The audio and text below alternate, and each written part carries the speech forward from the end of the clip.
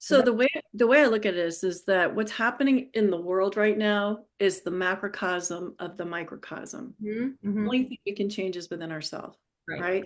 So so if I can try to heal the things within myself, to release the things, the negativity, or just love myself. Basically, it comes down to loving yourself unconditionally, right? So if I can love myself unconditionally, then I'm here to offer you unconditional love. But if I'm judging myself and treating myself poorly, I'm going to do the same thing to you. So Exactly. when Yeah. we are love. Yeah. That's what we are, you Yep. know? Yep. And there's aspects that just need a little light shined on it to release it. That's all, really. Yeah.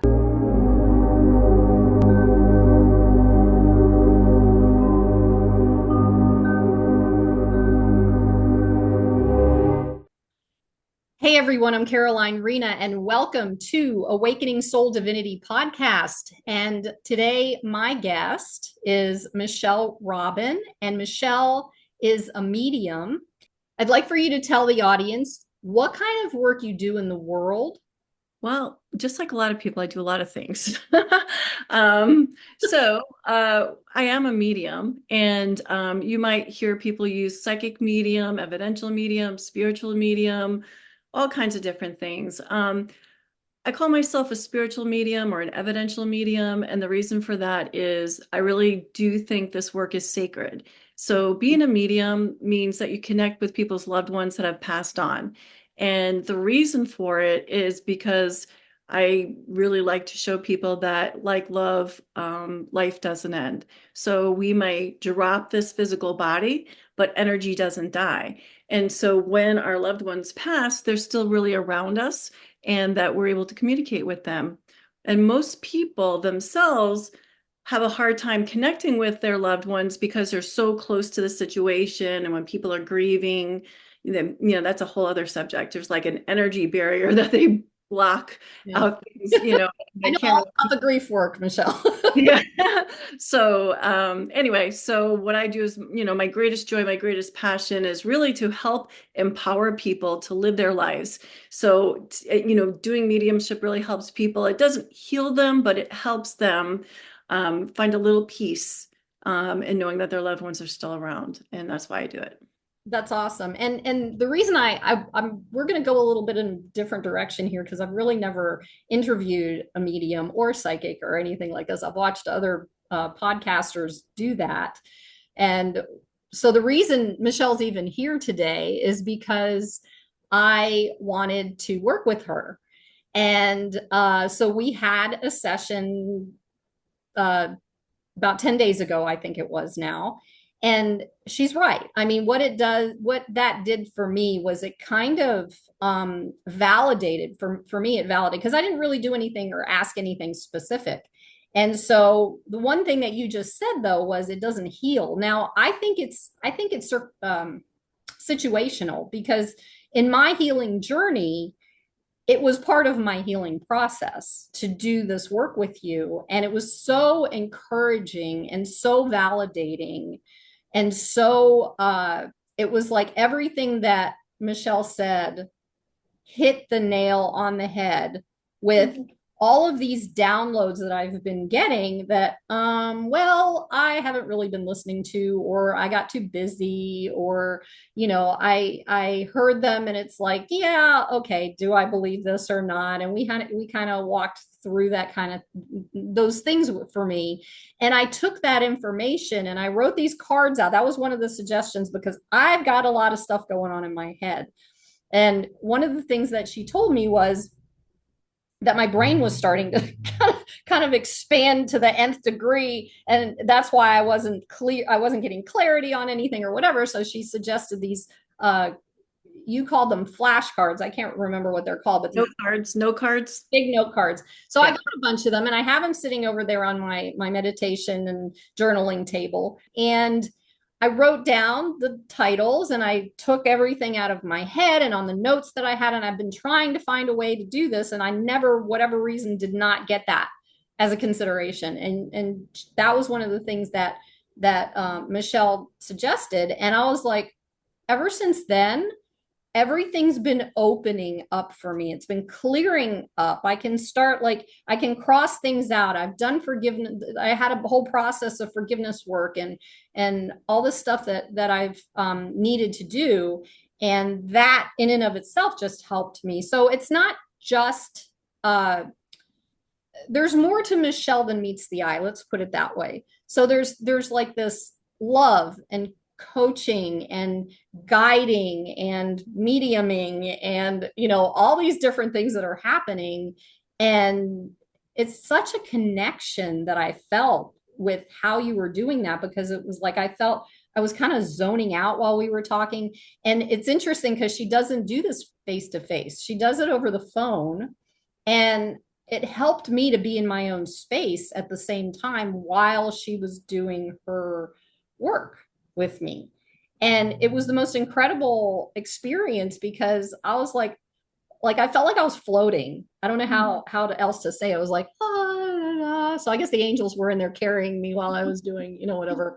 But one of the things I wanted to ask you about that, my particular session with you was, I didn't ask you to call in anyone in particular because I had done generational trauma work, and I had done all this kind of work with family members and a lot of stuff over many years. And one of the things I noticed is, we talked about this guy coming in, and he told me it's almost like I can, and I've heard this before, I can alchemize, I can take something and make it better, but I stopped doing that. And he showed up, and it was some random guy that I used to work with or something. And I didn't recognize this person until kind of after we got off the call. I'm sitting there and I'm like, why does this feel familiar? And I had spoken to a psychic or somebody many, many, many years ago who told me about this same guy. And I'm still I wish he'd show up and tell me who he is because I have no idea, but he's a random guy. Yeah. What I remember was he made me feel like it was somebody that you used to work with. He felt like he was older than you. And he came in reminding you of who you are and how you can handle things and how, you know, you can figure out things quickly and how like you don't take no for an answer and you're a researcher and you get things done. And it was to remind you who you are, to give you the empowerment to remember who you are so that you can go forth and do what you're doing. One thing I want to say is that, when we started connecting that day, what I do too, like you said, there's a few things I connect on all different levels, right? So what happens is I always say when someone connects with me or they want to have a session with me, they might not always get what they want, but they get what they need. So they might think they're wanting one thing. And then actually, as it goes along, I really feel like I was connecting to your higher self or your soul. And everything was sounding familiar. You said I was getting everything, hitting it on the head because your soul's been talking to you and giving you messages and I do the same thing, right? So we all do that as humans, right? And then it's almost like every time I say something like, oh my God, oh my God, oh my God, it's like, yeah, well, you should just listen to yourself. I'm validating. It's just like, you could just listen to you because you're so connected and you were just getting validated of what you know that you need to do, And what's interesting about that though, is that I think that's part of my healing journey because for so many years, nobody would listen to me about things that I did similarly. I would say things because I've gotten downloads from people or whatever. And maybe I know in the past I did it where they didn't ask for it, but I knew something and I told them and they're like, I don't want to hear it, And so for at a certain point, I just stopped listening. You know what I mean? So I think maybe that piece of it, I stopped listening to myself, and that happens when we get traumatized or whatever. We do the same thing that we want somebody else so desperately to do for us. We end up doing that to ourselves. And that's just, I was definitely. So maybe through that session, it just gave you permission to actually be you and use your voice. Yeah. And sometimes I got to tell you, you can talk to somebody, you can tell somebody someone, and it's up to them to go do it or not. That's really what it is. But at least you delivered the message that, you were asked to do. Yeah, and I definitely learned that the hard way because I used to be so excited and so passionate about getting people to, because I knew it would change their lives. And well, no, they don't want it. So now I was leading into something interesting because you had said something. This guy shows up, and it wasn't one of my ancestors or one of my family because I am moving forward, that I didn't need information from the past, that my cycle or wherever I'm at in my life is about moving forward. And that's where this guy came in to show me and tell me or remind me about the moving forward piece. That was the thing that was interesting to me about what you said, because I was kind of half expecting somebody to come in, but I didn't ask for it. I just was playing along just to Yeah. see who's going to pull up. All right, let me figure out what this is because it won't stop. Maybe it's the guy. It just stopped. All right. I don't know what's happening here. Anytime we do this work, all kinds of stuff happens. Sometimes it just might go off, like energy, and energy does all kinds of stuff. So the point I was trying to make was, it's not that your loved ones it would be great to hear from your loved ones just to let them know you're around, or, that they're here for you. It's not like you'll never hear from them again. It's not that. This particular person came through because what you needed in the moment was the empowerment to trust yourself, to remember who you were, that you have all this information inside you for you to be successful and move forward, and to trust yourself. And that's what he was coming through for. So that message might have not come from somebody else. They might, just say, oh, hi, remember this time we had together. This man particularly, for some reason, needed to come through. And that's what he did, because that's what you needed in the moment. So that, tomorrow could be different, it could be somebody, a different thing. I could go on and talk about this for 24 hours nonstop. So let's see if we can even stay on a track here, because I feel like we're going to be bouncing all over the place. But and I'm about to bounce right now, so just warning you. So what was interesting, you said something about, like other people who come to see you, there's something about they need to close out with, or they can't bring themselves to close out with death or grieve or whatever that is. And you said that something similar to that when you have a Well, I was saying sometimes it's hard for people to connect with their own loved ones because they're going through a grief process. And so it's actually something chemical within your body that happens. I don't even know the name of it, but so many times, let's say I went to someone's funeral. My friend's husband passed away, and I went to the funeral, and I sat right next to her. And then I saw her a couple of months later, and she was telling me that her husband passed and they had the funeral and everything. And I was like, I know, I sat right next to you. She didn't even remember. It's like something happens. It's a protective mode that happens for us. And I think it's almost like a numbing, it's almost like a numbing that happens. So, especially when you're in so much grief that you just lock down. Right. It is a protection. It's your ego protecting you from pain, basically, I think. But it's really crazy because sometimes people are like that. And then other people, I ran into this one woman who said that she keeps getting all these signs from her husband, and she has to keep writing them down, and nobody believes her. And she knows that he's there, So it just really, that might have been, I think when I met her, he had been gone for about 4 months. And she was starting to get things. So Interesting. So let me ask you this question, because it just popped in.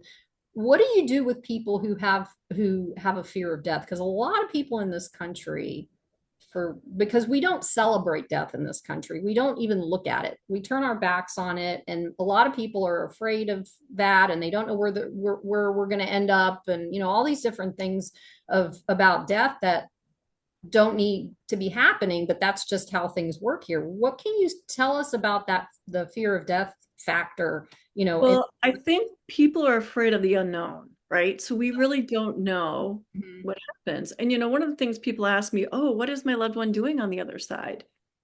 I don't really know. I can ask them, like, as you said that, let me feel into it. And then sometimes I might get an answer of, I remember somebody asked me that one time, and I said they're showing me that they're working with children, and they're like, she used to do that. She worked in a daycare. And I said, well, then I feel like on the other side, whatever she loved to do, she's continuing to do that on the other side. You know, Yes. you know. That's So interesting. Yeah, so yeah. that was that particular moment. Uh-huh. Sometimes that they say, oh, what are they doing on the other side? They'll show me, I don't know, he's showing me this other man, and I describe the other man. They're like, oh yeah, that's my father-in-law. And they're like, oh well, he's with him. Like, so that he might be showing me somebody he's with, but exactly what they're doing on the other side, I think we can't really know until we're there, honestly. I mean, I just think it's so many different things. I mean, I really, we could go down the rabbit hole with this. Yeah, and it might be doing that in this next statement, but so from watching Next Level Soul podcast, I think I've mentioned that to you, and the person who does the interviews on that is Alex Ferrari, and he talks to people. I think I mentioned that he talks to people who are mediums and psychics and all that, and people who've had near death experiences, and he said exactly. I mean, these people are saying the exact same thing. Basically, what happens is when you go over to the other side, that you do what you enjoy. It's your soul that enjoys this stuff. This just popped into my head, but it's like your soul enjoys what you do in on this planet, and so you take that and you move with it. Now, if you're in fear when you leave, you might have a little bit of that fear experience, but then it switches. For a few people from a near death experience say this, it kind of switches over after you kind of walk through that, because that's what you're expecting, and then it kind of switches over into, you know, the magnificence of whatever's on the other side over there. Yeah, I think it's so individual. But when you're talking about fear, like if somebody tells me they have a fear of death, I ask them, what is it that you're afraid of? And if they say, I just don't know, I just don't like to talk about it, or I just don't know what's going to happen. I'm like, well, nobody knows what's going to happen. Yeah. But just like anything in life, it's part of life. Death is part of life. It's just a Right. cycle, all right? And it's just about going through. I always say, we're wearing this costume. This is really not what I look like. You Mhm. know, I'm energy, I'm spirit inside of me. Mhm. And so when my body drops, I'm still here, I'm still energy, but you can't hear or see me, or most people can't, hear or see me. Yeah. And so it just makes it easier to travel. Let's just say that I can be many places at one time, or get places quickly. Really, that's what it's like. Yeah. There's a lot of cultures that actually do celebrate death, you Yes. know. Seen They that. celebrate. It's a graduate. I look at it as a graduation, you Yeah. know. I'm not a gloom and doom person, but life here is hard. A lot of times it's hard. People have struggles, and this is a school. I feel like we come here, we learn, we come here on purpose. We chose to come here at this time to experience. That's what it is, to experience all these different things. Mhm. And we judge them good or bad, difficult, easy. It just, to me, my favorite saying is, it is what it is. My Yes. sister said, I'm going to get you a t-shirt, because I say that all the time. It is what it is. Moving on, let's next. That doesn't mean that I don't get upset about something, or I'm not sad, or Right. but okay. And this too, Ram Dass is one of my favorite people. Also, he tells this story. I don't know if you have ever heard the story, but it's just like, so meaning, and this too, Mhm. and this too, and this too, and you just keep moving on, and this too. you Yeah. know And what's interesting to me is part of my healing process about the fear of death had nothing to do with the actual act of dying. It turned out to be, and this, I'm again, in the US, it's a little bit different, because I've watched, even in Hawaii, they have like celebrations around the gravesite. They make food and they're laughing and, all this stuff. And here we are, doom and gloom. And thank goodness now they have celebrations of life instead of funerals. That's a good move forward. But for me, the fear of death ended up being a fear of life, and that stemmed from trauma. That stemmed from the things that I didn't understand about, because everything was such a challenge for me throughout my life, that it was like, oh, so I'm going to go through all these challenges, and then I got to die, and then I see myself dead. It's like, what happened? What did I do during my lifetime? So then when I started to recognize that the fear of life piece was there, then it was easier for me to step into that. And I Yeah. think that was part of all this process. So, Well, can I share something with you right now because you said that? yeah. So I've recently had this, and I feel like I need to share this with you personally because, like I said, I'm all about, I really want to help empower people to live their life fully, right? Because I really feel like our loved ones, when they pass over, they want us to live. They want us to do everything we want to do, you know? And I had this aha moment a couple of weeks ago where it was, if I don't shine my light, if I am not vulnerable, if I don't let people in to see me or to feel me or to know who I am truly and to embrace them with all the love that I have, and then I wasn't here anymore, what a shame it was that I didn't give everything I had to give. You Mhm. know what a shame that is. Mhm. So I found that so empowering. And I feel like I have to share that message with you today Yeah. because I feel like, you're like a kaleidoscope of things to do, you know, and there's not one right way or wrong way to go. I feel like you have so many gifts and like it's like, oh, I feel like doing this, like, little fractals in a kaleidoscope. I feel like doing this today. You feel like doing that? Then do that and enjoy it. And then tomorrow I feel like doing this, but I didn't finish that. But it's okay because when you get inspired to finish that, it's going to be the right thing. But Mhm. right now you're going to do this and it's perfectly okay. We judge things, Yeah, you know. yeah, that's very true. And she hit the nail on the head again because that is who I am. There's so many different things interests and gifts that I have, and I never know what direction to go with them, so that makes perfect sense. Okay, let me ask you, we're going to kind of switch gears here real quick because I want to get some information about you. This session isn't about me, it's about you. So there was one thing that I was curious about because a lot of people who go into this type of work or become healers or whatever helpers or for lack of better words, I'm noticing that there's either a significant personal trauma or there's something that was used as a catalyst to overcome to get into the work that you do. Can you get into that a little bit about Where why you're doing this work? so when I was a kid, my mom was a medium, and not not from the time I was born, but growing up, all of a sudden she started developing these abilities. So I was around it. And it's not like she actually did the work for people and, had sessions and stuff. All I remember was she would get together with some women and they go to someone's house or our basement and do stuff and, whatever. Whatever. It's really funny that you say that because when I was a little kid, my mom had one Uh, and I came home from school one day and she said, "Listen, I broke it and I threw away. Don't ever use one of those." yeah, that's what I heard. Yeah. And so everyone has their different opinion about it, but what I believe is, positive, negative, whatever. It's just I always work with the highest vibrations. I think everything, when you stay in the light, you work with the light, you work with the highest vibrations. I don't believe in fear. I think everything is a shade of love. So, but there's lower energies and higher energies, right? So I just feel like lower energies can be attracted to that and that kind of thing. And I don't need tools, I can use, angel cards and whatever it is, but it's really just, like people talk about a crystal ball. What does a crystal ball do? It doesn't do anything. It's just a focal point, so for you to focus on, and then so that you can get your information. But I just feel like keeping yourself in the highest vibration possible Yeah. brings the highest vibration, Yeah, because you're a light worker. And the thing is that once we as light workers understand that we're light workers, we know how to protect ourselves from the darker energies that are out there, whatever that means, because there are people who I have learned who work with the dark energies and use the dark energies to actually help people. I don't know what that looks like because that's not what I do. I work in the light as well. Yeah.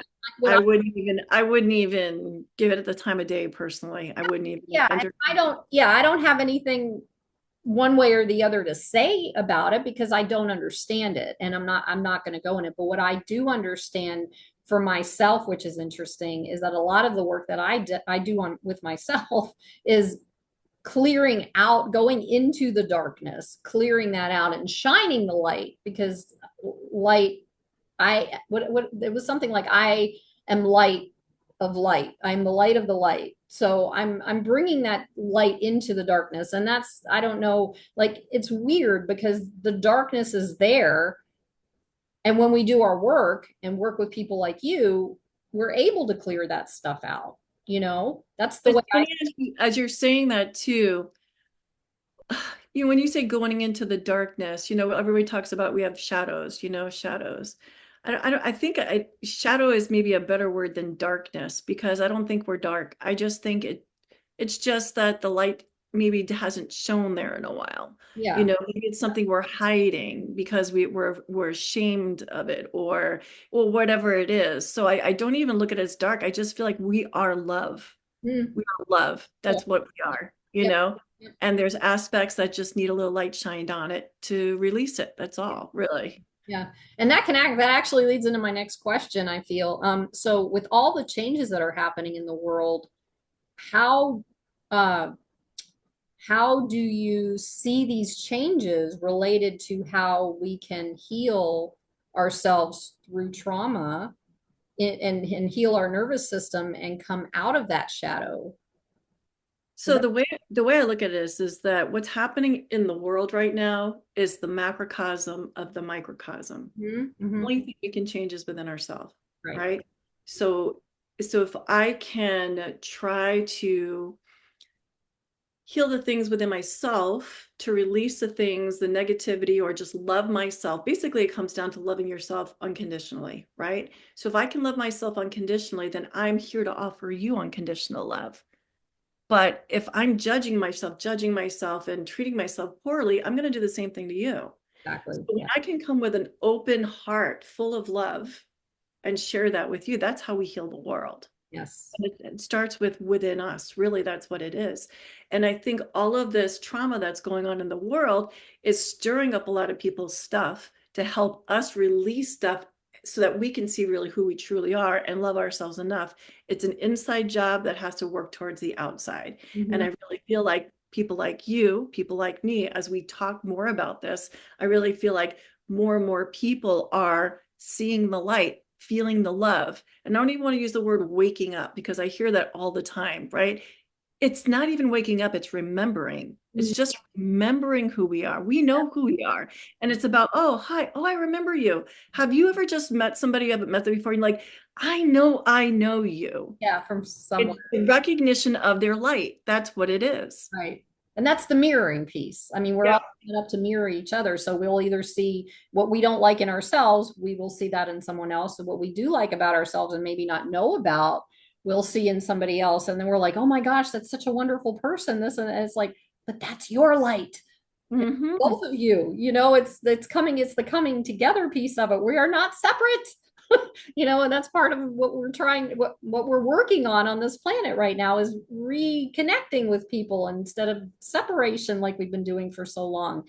And with Right. all that you've said, also, it's like with this, I have a group I've mentioned to you for old souls, highly sensitives, and empaths, and there's a lot of people in there who are empathic, who are these people I feel who can be bringing this light out into the world, but a lot of them are very traumatized and they don't know what direction to go in. Do you have any kind of like I guess strategies that maybe you've used on your healing journey that could help them, or that you could share that would help? I think we have to recognize too when people are empaths, right? There's certain characteristics to empaths. They love people, but they don't want to be around people. Right? They love people, but too much energy, It's like, oh my God, there's too overwhelming with all these people. And I can understand that. I don't really like to go to really crowded places or to, big outdoor music festivals, things like that. It's so loud. There's too many people. Like I'm more of an intimate kind of person, right? And I think because I feel so much, it gets overwhelming, and it's not like I crawl up in a ball or anything like that. It's not like that. It's just my preference, it's just my preference. Yeah, no, I get it totally. Yeah. And so I feel like we just have to know what's ours and what's not. And I think right now in this time, like this day to day, there are so many people that are experiencing illnesses, accidents, and different things because of it's just like chaotic energy around, and people are not taking the time to breathe and go within and to ground Mhm. and go within themselves to know what is theirs and what's not theirs. It's just it's like static electricity constantly. So I think individually it's really good to spend time alone and practice breathing, really conscious breathing, filling your lungs all the way down to your, gut and like bring it up, just really focusing on that and getting calm. And once you can do that, then you'll say, oh, well, you know what? It's really not my energy. Everything seems to be going well for me. Or, you know what? This kind of does bother me, but you know what? It bothers me because they were talking about it and they got me all anxious about it, but it doesn't really, I'm okay. I'm neutral with it. Okay, let me drop that. So it's about spending time within to know what's ours and what's not, and actually using Mother Earth and grounding ourselves, taking Epsom salt baths, nurturing ourselves. I This is believe the grounding mat that I'm sitting on. I just, yeah. yeah. There's grounding mats, grounding sheets, just going into the earth, Yep. going into the ocean, taking Epsom salt baths. There's something about the salt that's like neutralizing. And I also feel like, just deleting things. It's funny because my husband worked with someone, and if somebody said something negative, she would go, delete, delete, delete, delete. I Yeah, used to think it completely. was so funny, but I do it sometimes like, oh, delete, delete, delete. Like, no, I'm not going to let that enter me, but just little things like that. Laughter. Yes. Laughter is so important. I think my husband tells me, he's like, oh my gosh, you're up for 30 seconds. You're ready to laugh 5 times. Laughter is so important. Laughter clears the energy. Laughter raises a vibration. And if we can be around more funny things, whether it's, a funny TV show or a comedian or find humor. I find humor in the silliest things. Just laugh, be childlike. That's really important. Be Yeah. a, And be a child. even finding humor in the things that irritate you. Like I was on the phone, I have to say this. I'm a veteran. I was on the phone with the VA today, and they have a ridiculous phone system. It doesn't work. And I was literally taken out of the VA in West Palm Beach to some random place. And once the phone cycled through, it put me right back at the VA. And then it hung up on me because it said there was no extension that I was trying to get in that. Uh, and I just sat there and I was like, there's nothing left for me to do but laugh at it. I'm like, this is so typical. This is normal, and it's insane that it has to be that way. But I had to laugh at it or I would have cried because it does. Sometimes it takes me an hour to get through to who I need to speak with. So even stuff like that is Yeah. able to find that laughter in. And you know what? You just said something that's really important. So you go into it knowing, okay, typically this is going to get messed up. So when it happens, you're like, you know what? It is what it is, right? And so just being okay with what is happening, that is huge. That is a huge stress reliever. Just being okay with what is. Hmm? Doesn't always What? work that way. Sometimes Yeah. you lose it, but that's okay. But what I'm saying, what you just did, I feel like that's really important. There's so many people like, Michael Singer does this kind of work. He's, the Untethered Soul. Mm-hmm. Byron Katie wrote books about doing the work, and the work is about being just okay with what it is. It's raining on a day that you wanted to go have a picnic. You know, what are you going to do? You're going to get upset and cry about it, or what do you're going to move the picnic indoors Yeah. or whatever, or do it in the rain, whatever it is. But just be okay with what it is. Don't take anything personally. Yeah. Well, it's really challenging. Again, being in the US has its challenges when it comes to things like that because we tend to look at things a little bit differently than the rest of the world does. And sometimes and we have so much in this country and we still get upset because we don't get what we want. We don't get the picnic on the day that we planned the picnic, because it rained. Well, have the picnic inside or whatever, or do it in the right, whatever. But instead of shifting gears, we get upset, we internalize it, and then we start and we get sick because we're bringing in this anger and this frustration and all this stuff for these things happening. If you go to, there are some countries that the poorest countries in the world. Now I've never been there, but I've heard people talk about it where they'll walk down the street. They're living in these cardboard huts, and these people have the biggest smiles on their faces.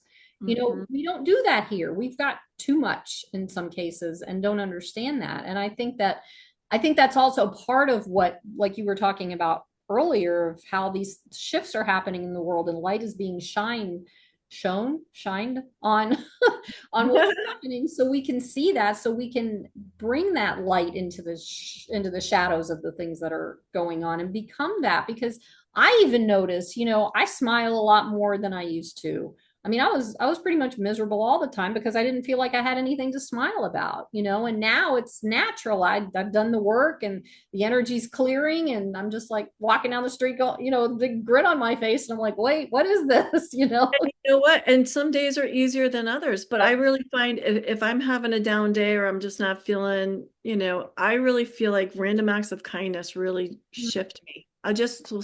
It's you're at the grocery store just telling someone, oh, I love your earrings. Oh, these were my grandmother's. You start having a conversation, make somebody feel, maybe they were having a down day too.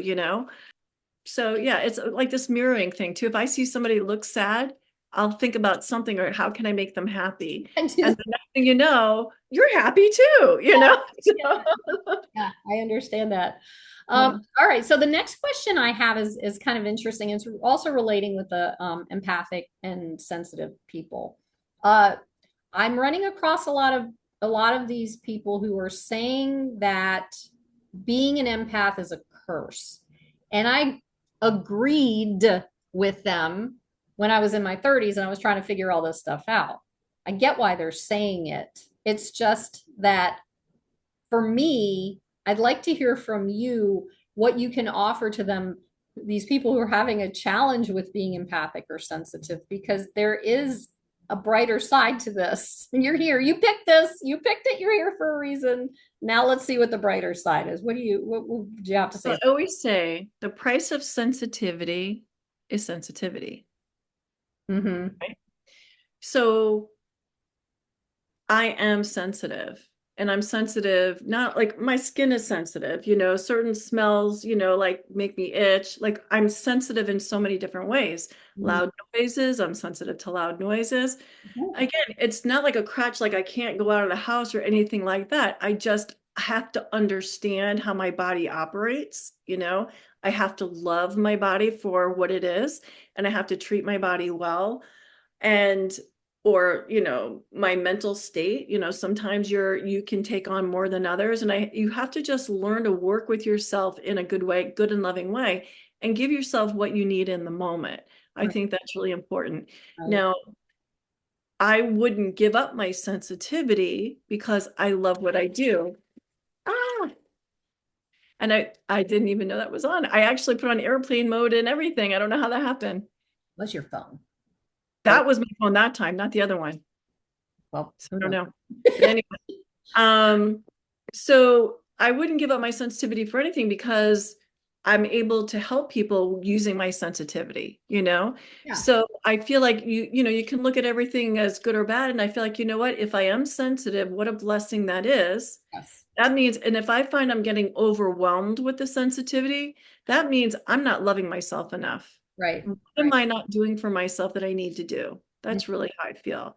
And then I take time out and take care of myself. Yeah. But that's the thing, as an empath, well, as a highly sensitive people, and I'm 26 out of 27 traits, yay me. Is a- I feel things so deeply, everything. Like when a bird flies across the sky, I'm like, oh, you know, that's how crazy deep it goes for me. But as an empath, we feel other people's energies. And a lot of empaths, me included, wanted in the past so desperately because I could feel your pain. So I want you to heal. And that may be why I'm sharing this information with you that's coming through or whatever. But it's like almost a desperation because we want to help so bad. And that's a whole nother conversation, you So know. I'm going to say what you're talking about is developing emotional intelligence. Mhm.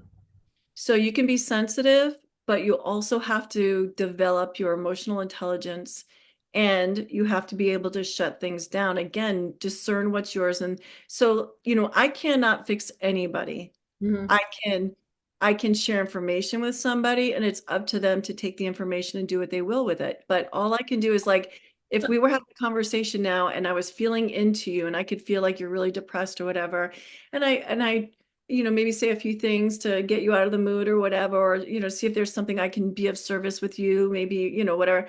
And it's not working. And it's like mud, like your energy's like mud. Mhm. I'm just gonna send you love internally, like send you love. I would say a little prayer for you, and then I'd be on my way, you know, and then literally you can do something like wipe the energy off of you. Mhm. You can take a shower, put your feet in water, wash your hands, just kind of release somebody else's energy, these physical things that you can do. And like I said, or you can just imagine this big, bright white egg around you to keep your energy in and push anybody's cutting cords. We like right now we're connecting with each other. So there's this energetic cord. But then when you leave, you can imaginary cut the cord, give them back their piece, and I'll take back my piece. There's different things like that you can do. But I do feel like there are people in the world that are very, very sensitive, that they almost look for opportunities to be offended. Mhm. It's almost like that. And that has to, I mean, when somebody is to that point or they get debilitated from it, that's when they have to seek professional help, because we really need to, I think it's about protecting your own energy and deciding what's yours, what's not, and, loving yourself enough to do that. Yeah, and what's interesting, and I've had this conversation similarly with other people, but there's a choice in this. Like we have a choice. Everything about life for us is a choice. No one can Absolutely. us. And so when we have, as an empath, instead of making the choice to feel like it's a curse, you can make the choice to for awareness. You can make the choice to use awareness and pay attention to what's going on so you can have this sense of awareness. So when you do run into something like that, you're not going to complain about it. You're not going to freak out from it. You're not going to run away from it. You're not going to, you're going to just say, oh, well, this doesn't feel right. Like for a long, long, long time, I couldn't tell the difference between my emotions and someone else's emotions. I didn't Mhm. even know what my emotions were so mixed up within myself. I was like, is that me? Is that mixed in with me? Is that mixed in with, the other person? And until I made the choice to work into that and create that awareness to understand what that was, it was a curse. It Mhm. was at that time, and now it's like this, like you said, it actually creates an environment for you as who you are and the work you do to be able to help people in a deeper way than not having that. And that's what makes you good at what you do. So that's Mhm. why it's not a curse, to me. That's how I see it. And every day gives us an opportunity to learn and grow, Mhm. honestly. So again, like I'm saying, I'm not perfect. I might get a little annoyed, or I might get No. it will say like in the moment, then it maybe something happens that triggers something in me, like, oh, I have to look at that now. Wow, that's interesting. Mhm. Why did I get upset about that? And then I have to work with that. And then I look at it as like, oh, thank you, for that opportunity for me to remember who I am. you know? Lot to get to that space though, if you're still in the thick of everything and don't understand how to separate things or whatever, because for a long it's like that moving from your head to your heart type of thing, because I understand what that felt like instead of saying that's interesting, I'd be like immediately jumping into a response for whatever was going on Yeah. instead of taking it in and saying, oh, apparently I got something else to work on. Yeah. And laughing. And then what you do, laughing about it is so important instead of feeling shame about it. Oh, okay, there's something else that I thought I worked on that, thought it was done, but guess not. And let's move on. Yeah, and I want to share something now that you brought that up, because this is one of the biggest things that helped me to understand what that is. Because the why is this happening to me again? That's the beginning of this. But as you do your work, it's almost like going up a mountain and you're going in a spiral and you get to a certain point and this is the work that you're doing and you see how things look in this space right here. And you do the work and it clears out and you la da da da da, you go through life some more and you continue to go up the mountain and somehow you end up back in that same spot, right? And so something similar happens and you're, why is this going on? But it's not happening to you again because now you're up your perception's different.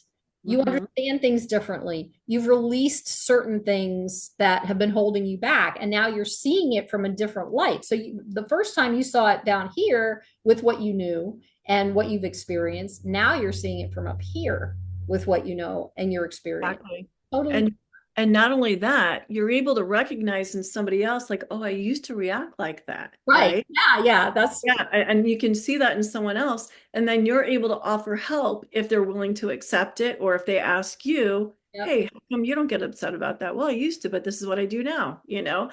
And we're all here to help each other, you know? We're all here to help each other. Walk each other home. Isn't that a Ram Dass thing? Yeah, I love that man. I do too. All right, so I want to ask you something. We kind of started talking about this before we came online, and let's see. I want to see what happens with this. But when we had our connection the last time, I didn't think to do this, and I mentioned earlier about my dad. Hmm. Uh, do you want to see what happens if he comes through or anything? Or Yeah. So just so you know, when I'm doing sessions with people, oftentimes I usually have a short 10-minute conversation before I schedule them to explain how I work and make sure they're open to the process and we're in agreement, you know, that it's going to be good. And then I give you what I get, and then you know, sometimes a person they want to speak to comes through, sometimes they don't, and I'll say just tell me their first name of the person you want, right? okay, And so, knowing that you want your father, you want to have a little connection with your father, just give me 1 second, okay? What is your dad's first name? David.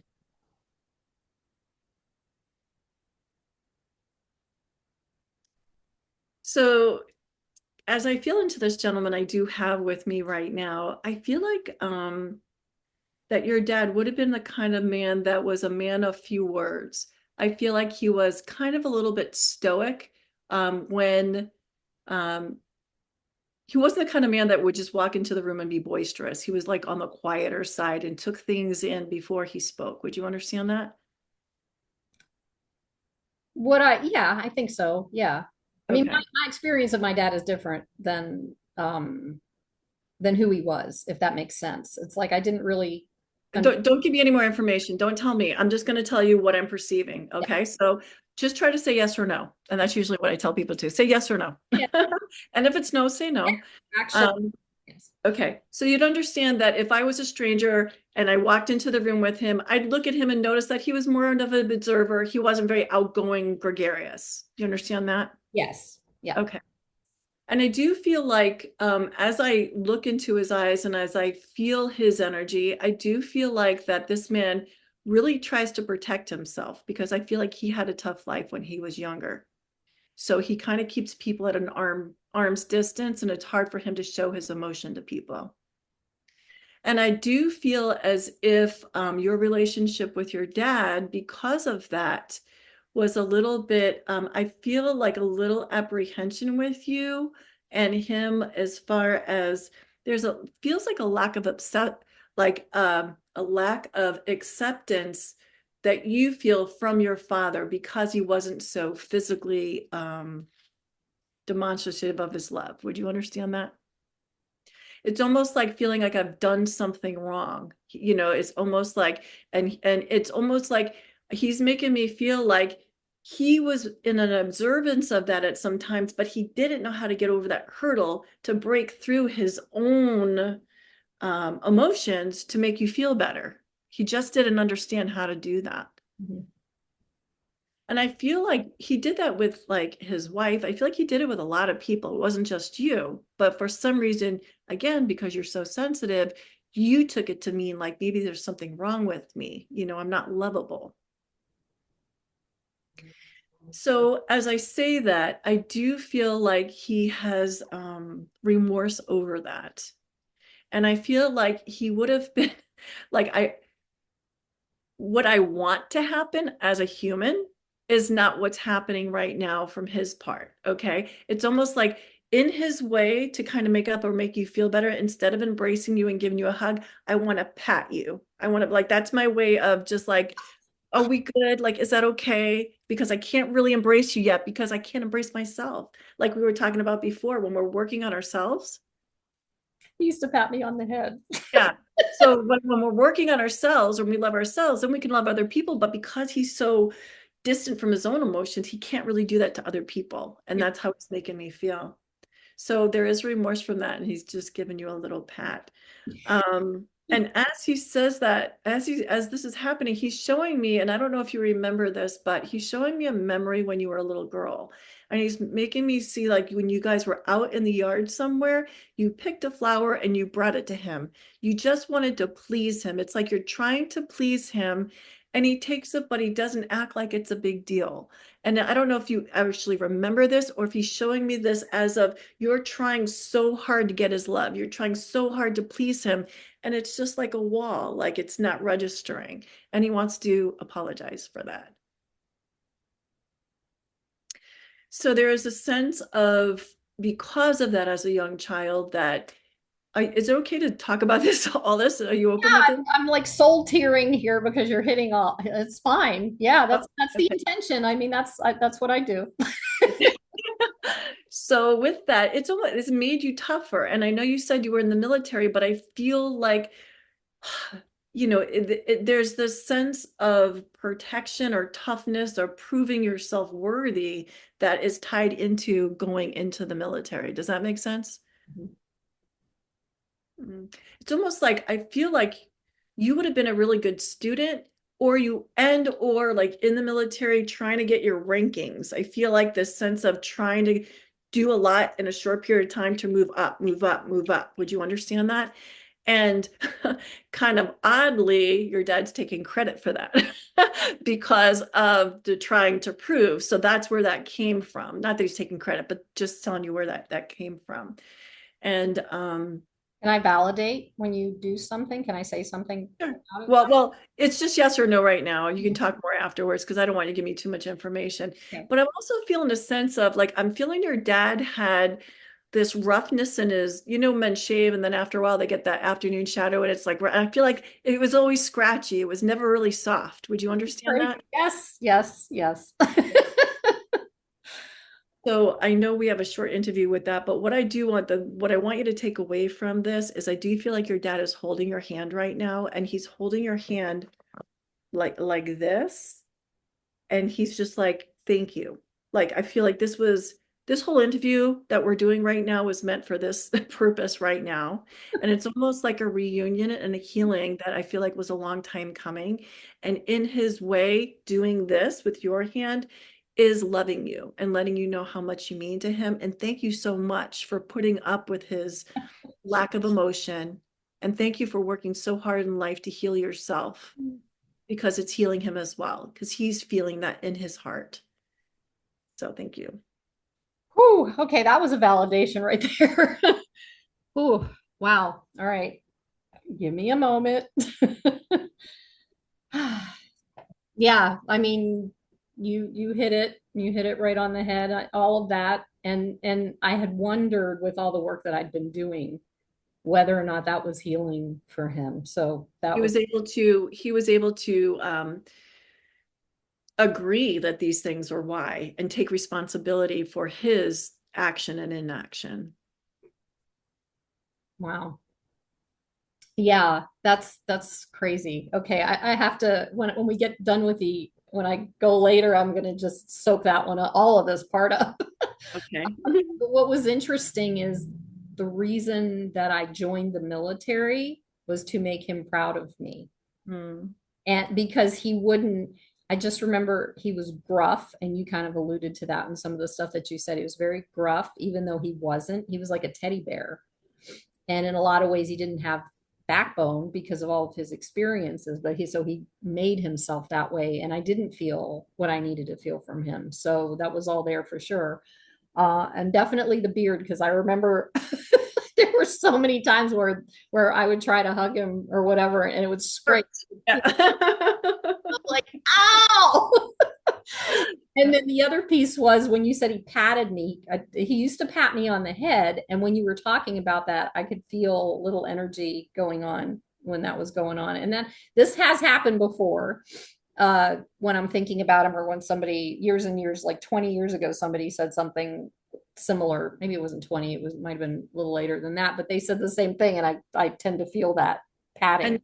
that's so beautiful. So when you feel it, you know your dad's with you. And that's his way of giving you love now. Yeah, and there are times when I can smell him Mm. still. And I have his picture near that desk I was telling you about that I do my morning journaling and everything. I have a picture of him when he was in his 30s, I So think. it's very interesting that you're saying, because I'm going to want to share one thing also. Would you understand either putting flowers around his picture or a lei or something like that? Or would you understand, you know how a lei, you know what a lei is with the Yeah. flower? I feel like putting flowers around his picture, or does he have a connection to Hawaii or He, flowers? not him, but I used to live in Hawaii. Okay. So I feel like there's a connection of putting, I'm seeing red flowers around his picture. So I don't know if that was like at the funeral. Was there pictures of him? Was there flowers around it, red flowers around his picture? I don't know. I'm just seeing that. Yeah, there were I don't know if they were red. There was a lot of part of my situation that was going on during his funeral, so I don't remember a lot about what happened back then. It kind of left because it was kind of traumatizing for me. That's So okay. For some reason, he just showed me these red flowers around his picture, potentially, almost like yeah, when I say a lei, or it was like a lot of flowers, you know, a decorative kind of arrangement around his yeah, picture. yeah. I mean, that sounds about right. The memory, and it was probably in the building, not near the gravesite or whatever. But yeah, I think so. Yeah. Just a acknowledgement of that. The red flowers around us. Okay. Next Mhm. thing to do. Yeah, wow. Okay.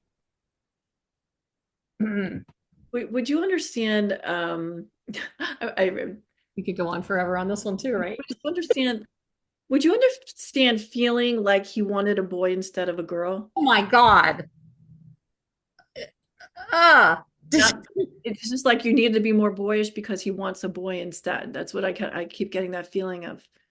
I can't believe you just said that. That was one of the biggest, yes, 100%. I used to be a tomboy and I used to feel that way. Years ago, years later, when I was working through my process, I realized that it felt like he wanted a boy and not me.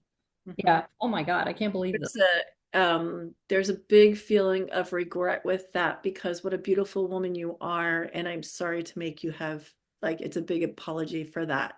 You know, it's almost like trying to make you something that you're not, and you know, putting a round peg in a square hole and Oh. feeling remorse for that as well. Okay.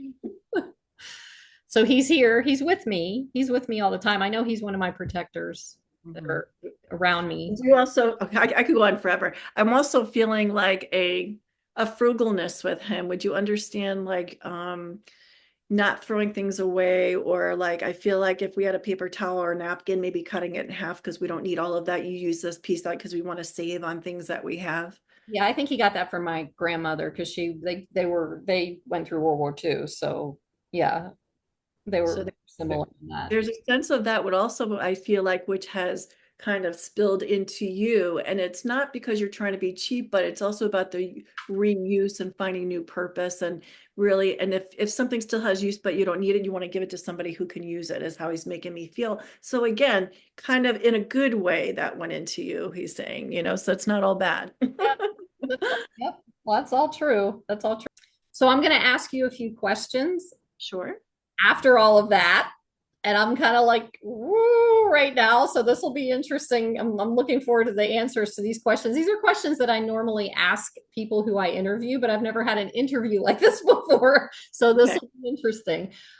So the first question I want to ask is, what does awakening mean to you at this time on the planet? Remembering, remembering who we are. And do you want me to tell you who we are? Sure. In my understanding, from what I know, and when I say knowing who we are, is that we are the light of God in these human bodies, and to remember that that we are so powerful. We are so much more powerful than we know. Mhm. Behold, we are love. We are love. And we remember we are love and we shine that light out. It's contagious. Some people look away from that love because they're not ready to receive it. So just remember when you were that little girl and you didn't feel worthy of the love, you might push it away or think, oh, look at those people. Who do you think they are? You know, and it's like those are the people that we need to touch and show them unconditional love so they can love themselves, you know? So I feel like we are God in this human form, and it's not blasphemous. It's just like we are love. There's nothing wrong with being love because I believe that's what God is. When we remember that's who we are, that's what I think awakening is. It's remembering. Okay, yes. And I'm going to tell you a really quick thing. And you keep saying remembering. And for years before I started getting into my healing journey, I kept getting these dreams and these thoughts or whatever. The two words that came to me, remember me, remember me, remember me. I remember I had a dream, and sometimes, I mean, a lot of times when we dream, it's symbolic. So it was of my daughter when she was little, and she was handing me a box, a wooden box. And in the box was a thing that said, remember me. And I was like, but after I got that, had that dream, I started getting remember me. So that when I finally recognized that it wasn't about me remembering my daughter, it was about me remembering me. It was like my whole life shifted. So yeah, I that's see something about that too. sure. Everything is about you. It's all Right. about you. Oh, 100%. Yes. Now I know that. Back then, It's all about me. right? It's all about me. It's all about you. So anything that happens to us, it's all about me. Yes. How did that happen? How did I bring that about? How, Yeah. what do I want to happen? We're so powerful. I don't remember who said it, but what really scares us is how powerful we really are. Marianne That's Williamson. okay. That's what I thought. I didn't want to misquote, Yeah. but that's true. That is so true. It's so true. Yeah, absolutely. And that's the thing. It's like we're taught that if we're paying attention to ourselves and we look at ourselves or whatever that looks like, that we're selfish.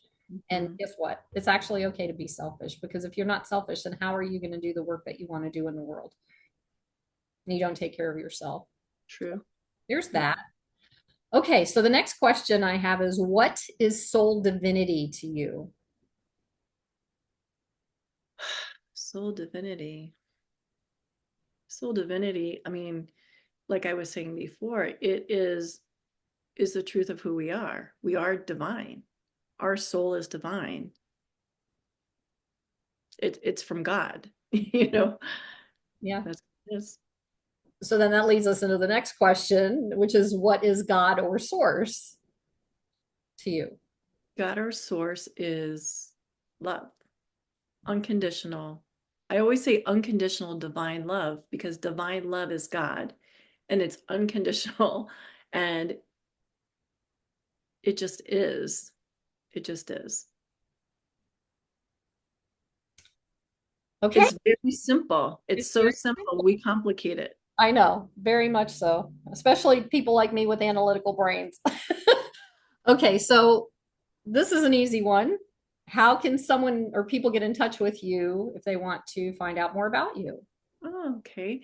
Well, I do have a website. It's Medium Michelle with two L's, Robin, ROBIN.com. Okay. And I will be putting this information in the description at the bottom of the video, so you'll have access to that also. And last but not least, is there anything else that you would like to add before we go? I started almost saying I want to say something else, but I don't want to make this go longer. So thank you for giving me this opportunity. When I was saying it's so simple that we just make things complicated is what I wish for everyone in this world. We all want world peace, but if we can just have that peace within ourselves, that's where it really starts. And to just take a few moments, people think meditation you have to do for an hour or whatever, but if you can just close your eyes and focus on your breathing, conscious breathing, just a few breaths. And I always put my hands on my heart so I know I'm focusing on my heart. That's where God is. This is where it stems from. If we can just remember, feel your heart, feel love.